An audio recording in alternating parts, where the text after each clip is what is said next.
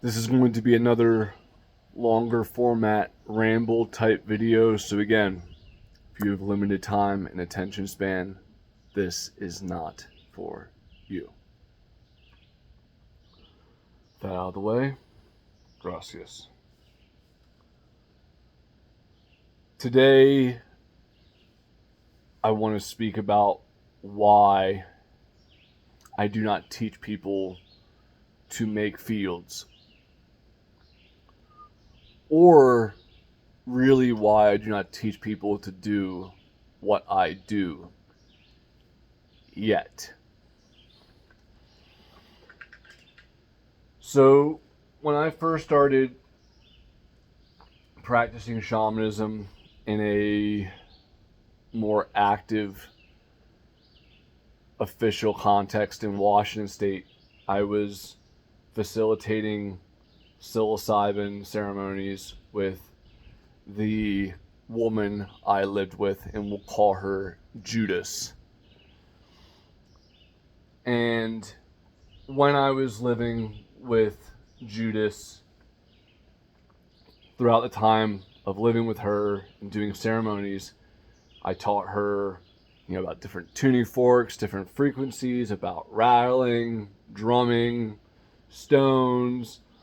Taught her how to serve combo, although she never actually sat with it herself to the capacity with which a shaman should. Taught her to serve and work with bufo and many other things. And at a certain point during my time of living with her, I found myself not participating and facilitating in ceremonies anymore, because the student believed they no longer required the master. Which I do recognize that any good teacher should want their students to surpass them and not need them. However, in this context of me being able to practice and perform my work, it was quite the slice at my Achilles heel to no longer be actively shamanizing on a weekly basis in an intense format. And so the big lesson I learned from that experience was, don't teach people everything you know, especially for free, because they'll stab you in the back. On a more recent note, I made a symbiote back in, I want to say it was November, for someone, and we'll call them Shep. And I made a symbiote for Shep and did not charge anything. In fact, I did probably over $1,000 worth of work in terms of fields and shamanism for this person, to which I did not get paid. And after several months of working with the symbiote and of receiving my guidance and support, their symbiote taught them how to make fields.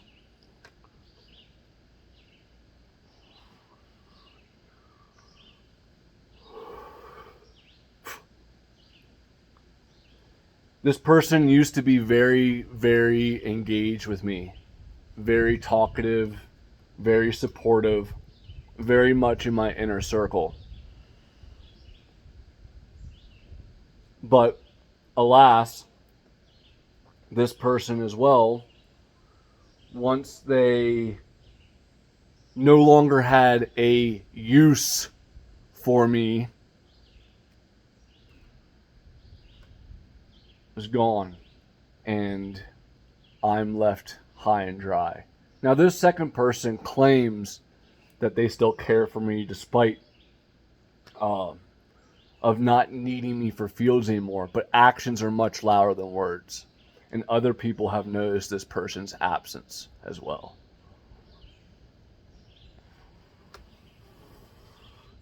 So tying that all together,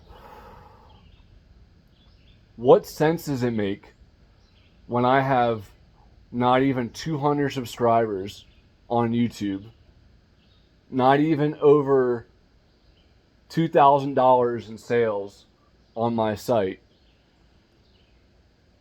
to go around teaching other people how to do what I do when I'm still trying to get off the ground? Right? It doesn't make sense, does it? And I want to pause there for a second. My end goal, my end state goal is to be a ministry where I'm able to go around the world to orphanages, prisons, animal shelters, critical care units, cancer clinics, the most diseased, dark, demonic, filthy places on the planet, and go work at no cost to the end user or patient. However, for me to get there, I need to develop resources and reputation. Because if I just show up to a children's hospital with my headdress on and my drum and my rattles and say, "Hi, I'm Nobu. I want to go help heal your, patients of cancer," or this or that, they're going to turn me around and think I'm a freaking crazy. And also, too, I still need to develop my skills more. And I need to develop my resources. So that way I can be able to do such things. I mean, just even the traveling alone costs money. Just my food alone costs money. My tools cost money. The things I use to make fields and to heal people cost money. Combo costs money. Turpentine costs money. Watermelon costs money. All these things cost me money.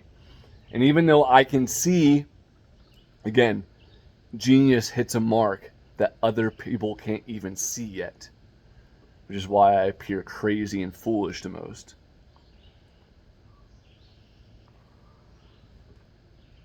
I have to go through these lower steps, even though I don't in my heart fully agree with them in terms of charging money for fields or charging money for exorcisms or charging money for healing sessions. Even though I don't fully agree with that in my heart, it is a necessary thing to do in this current phase of things to build up to where I want to be.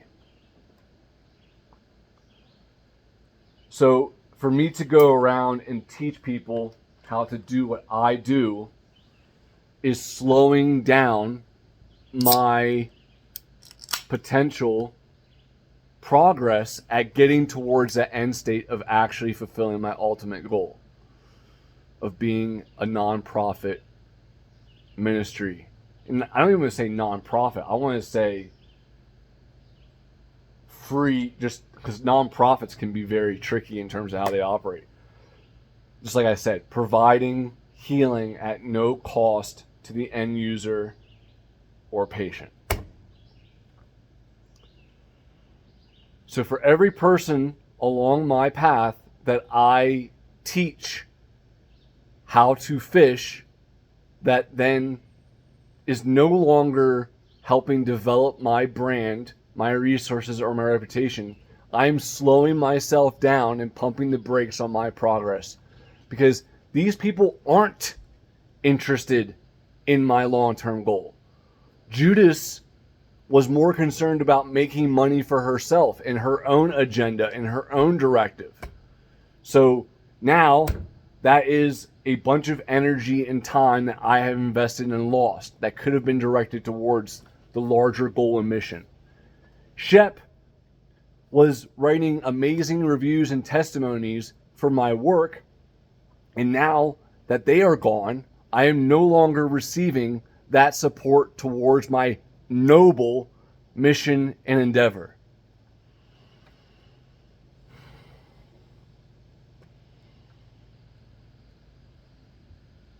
I want to wrap this up with one final note. Bitches ain't shit but hoes and tricks.